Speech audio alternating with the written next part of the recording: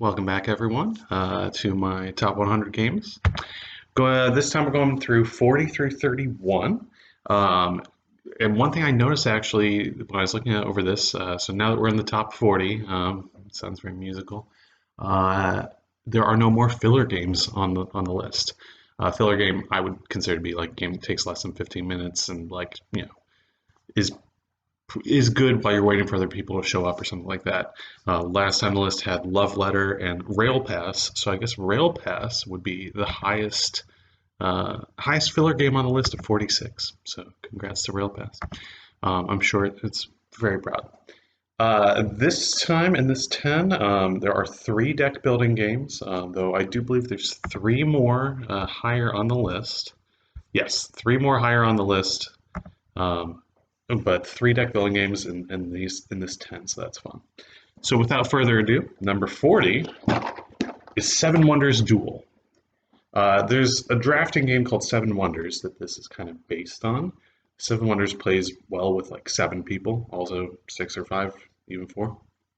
What this does though is it takes drafting and makes it for a two-player only game. Very good two-player only game. Lot of deep decision making. And the way it kind of does a combination between Seven Wonders and Pyramid Solitaire, in that the cards are laid out in various shapes, and you can only draft whichever one is face up and visible and doesn't have any other cards on top of it, which is a fascinating concept. And you're building buildings, you're getting their abilities. Yeah, great game. Highly recommended for two players. That's Seven Wonders Duel.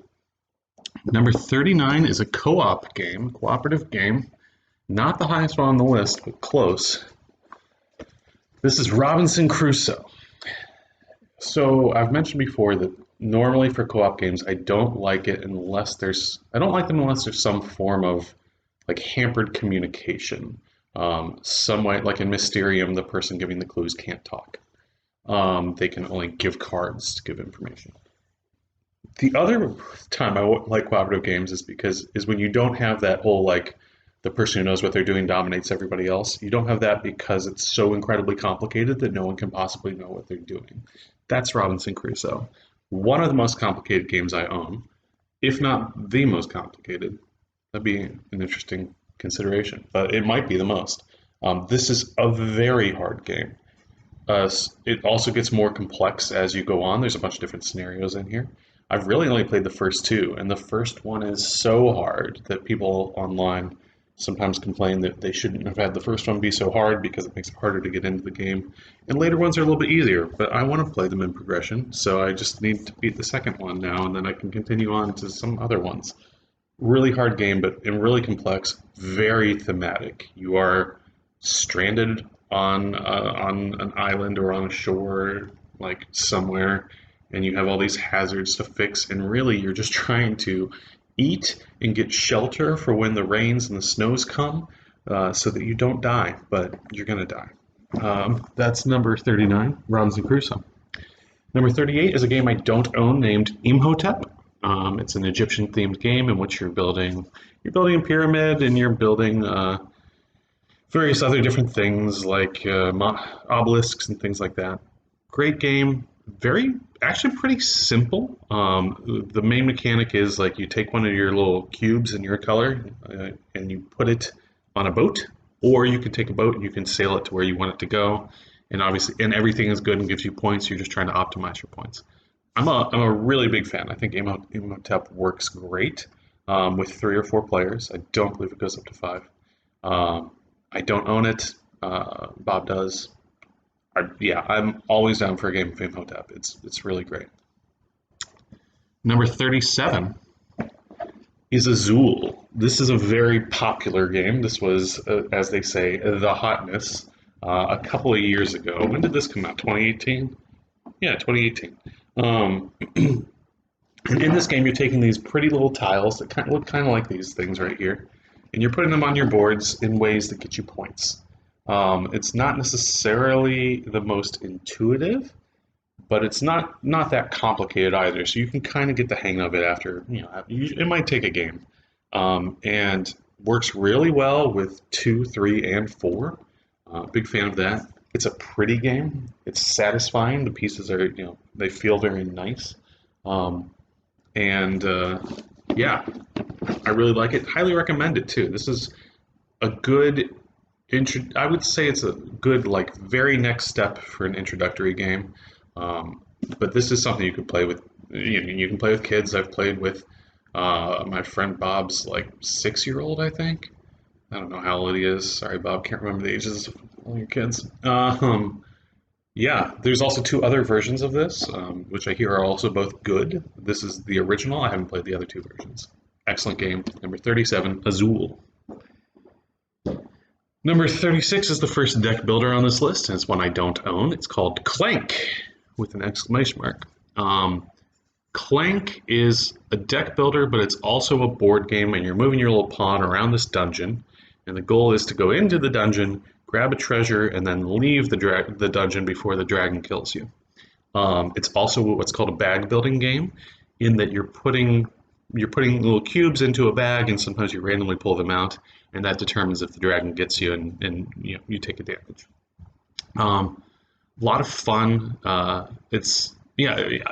Deck building is a great mechanism. I like twists on deck building though. The twist on this one is your little pawn is trying to grab a treasure and leave.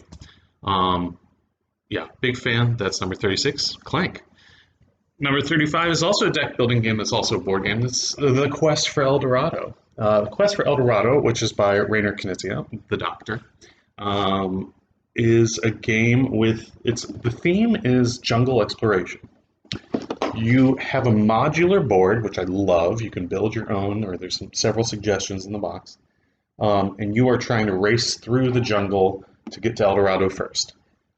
Uh, it's a deck builder that plays very quickly, and this may be a weird thing to like about it, but it has a hand size of only 4, and that's very rare for deck builders. I'm sure there are others that do that, but I don't know them. Um, and yeah, finding out the way to optimize your strategy so that you can move your guys as fast as possible, that's a lot of fun. I actually played this game first at a board game group I went to one time at a grocery store. It was like in the cafe area. They have a board game group every Friday night, except during COVID, I'm sure. And I played this game, and I was like, "That's a great game." And Kenny is gonna love this game. Is actually what I thought when I played it. And I was like, you know what, I love it too. And it's grown on me even more over the course of time. And Kenny did in fact love it, so I think he still does. Um, Other thing about this too is that the strategy. So there's two main strategies, and then a hybrid of the two is like go as fast as you can, buy cards that'll help you go as fast as you can, or sit in one place and build up the best deck you possibly can, and then try to win and go as fast as you can right at the end in the last few turns, which is what Matthew always tries to do and always loses. Matthew, you might want to consider modifying that a bit. That's Quest for El Dorado, number 35. Number 34 is a game I own, but it's not here. It's Lord of the Rings: The Confrontation. I believe Bob is borrowing this, and his kids love it, and that's a shame because you can't buy it. It's out of print, well out of print. Lord of the Rings: Confrontation is essentially Stratego with a Lord of the Rings theme, and only 9 pieces on each side of the board. It's great. It is a fairly fast game. It's a 2-player game only. And it's very thematic, and every single character has their own special ability. So you're playing the Fellowship against the bad dudes, and it really works to give you a Lord of the Rings feel in about 20 minutes. Yeah, I wish it was in print. There's also a deluxe edition that I've never played, which I hear is even better, which is also well out of print. So they need to bring it back. Doesn't Fantasy Flight still have the Lord of the Rings license? They do, because they're printing up. There's this whole thing with like Lord of the Rings and Star Wars and other valuable intellectual properties in which companies can produce board games on them, which right now both of those actually are owned by Fantasy Flight, which is a great game company. It's also owned by Asmodee, anyway, regardless. I don't need to get into all that. That's 34, Lord of the Rings: The Confrontation. 33 is a game I do not own. I've only played it once. I hung out a couple times with a couple guys named Ian and Jesse, and they invited me to play some games. We played Inish, and this number 33 is Inish, Inis. This is it's an area control game with a board that changes, and you're exploring and adding new things to the board and drafting the cards. And there's like all these different ways to win. And to win, you have to announce that you're about to win. Like you're like, okay, I've satisfied the conditions for winning. And then you play one more turn. And if you still satisfy the conditions for winning, you win. So you have to like, you can't steal the win out of nowhere. You have to like swoop in, grab it, and then maintain it for a turn. It's brilliant. The theme is Celtic. It's set somewhere in the British Isles and like, but ancient British Isles stuff. Really great game. I want to play it again. The kind of game that the people I normally play games with would not necessarily be into that much. Mark and Jonathan would like this one. But yeah, wish I owned it. That's Inish, because I think you pronounce that last S as an H. SH. INIS, Inish. Number 32 is the most popular game of 2019, Wingspan. Also one of the most beautiful games I've ever played. Wingspan is a game about birds. There's a lot of birds in here. In fact, there's a deck of cards. How many? 170 bird cards. Each one is completely different. This is from Stonemaier Games, which is one of my favorite publishers. You can see their little logo up there. This is not designed by the founder of Stonemaier Games, Jamie Stegmaier. They're a smaller publisher, but they produce really great and beautiful games. And this, in fact, was designed by Elizabeth Hargrave, who's a bit of a rising star in the board game community because of this. It was also like a big deal that the most popular game of 2019 was designed by a woman, because the board gaming hobby has traditionally been a little exclusionary toward women and people of color for that matter. And so it kind of sparked a bit of a discussion. But there are other, women designers. Like she's not the only one. And so it's an interesting situation that the board gaming community is in, because there's certainly some people who are like, who don't think it's a big deal that the most popular game of 2019 was designed by a woman. It is, but it's also important to notice that there are other women designing board games. And so, yes, the hobby has a history of being for nerdy white middle-aged men. But that is both changing and has changed. So it's important to recognize. Anyway, I should talk about the game and not socio-political stuff. In this game, it's a tableau builder. You have your little board. You're putting the birds out in the various different whatchamacallums, habitats, and then it's birds that you play down help make your actions better, and then some of them have these brown powers, which means you get to activate them every time you do an action in that row. It's really good. Tableau builders are not necessarily my favorite. I think this one does it really well, and it's beautiful. Like, look at that bird. All the birds in here are designed with watercolors. Great game. And finally, last deck builder for the list.